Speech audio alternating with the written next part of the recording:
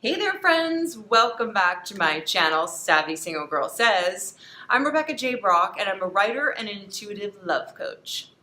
So this week I want to talk about 3 things to do when you get ghosted. Don't go anywhere.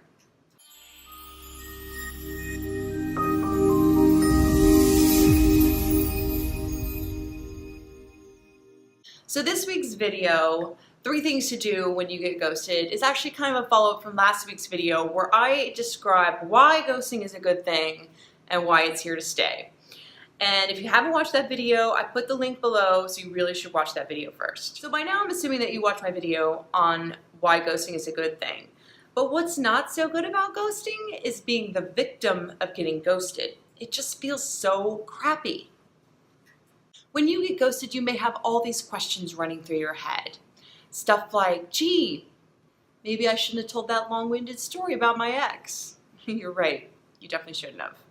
Or if you're a guy, you might be thinking, maybe I shouldn't have accepted her offer to split the tab. Well, duh! Okay, I'm saving that for a whole nother video. Not right now, Rebecca. Back to the topic. What to do when you get ghosted.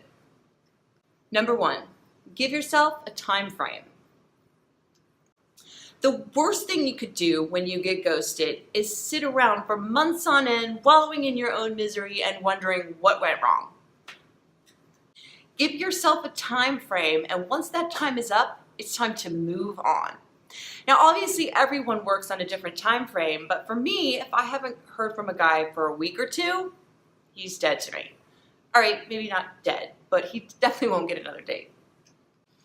Now, just in case he did decide to come out of the woodwork weeks later, I would have already given up on him because he expired my little time limit.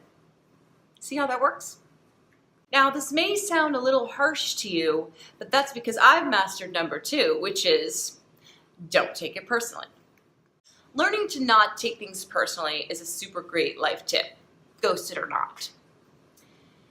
The truth of the matter is that a person's actions towards you has very little to do with you and more to do with what's going on inside of them. The third thing you should do when you get ghosted, or not do rather, is don't demand to know the reasons why. When you get ghosted, it's super easy to go down that slippery slope of thinking, what went wrong? Maybe you think, gee, if I'd only lost 20 pounds before I started dating again, things would be better. Look, stop second-guessing yourself and your decisions. I don't have to tell you that regret is a tremendous waste of energy. Look, this can be a really hard rule to stick to, but the truth is there are just some things you can't or won't change for somebody that you just met. Okay, so let's say you go and demand the reason as to why this guy ghosted you. And he tells you that he can't stand your best friend and he hates your cats. Well, are you going to go get a new best friend and get rid of your fur babies for some dumb guy you went on a few dates with? Well, are you? Of course not. But the right guy for you will love you and your bestie and will feed your cats and take care of them just like they're his own. Thank you so much for watching this episode of Savvy Single Girl Says. And please don't forget to subscribe to my YouTube channel. Just hit that little subscribe button right there.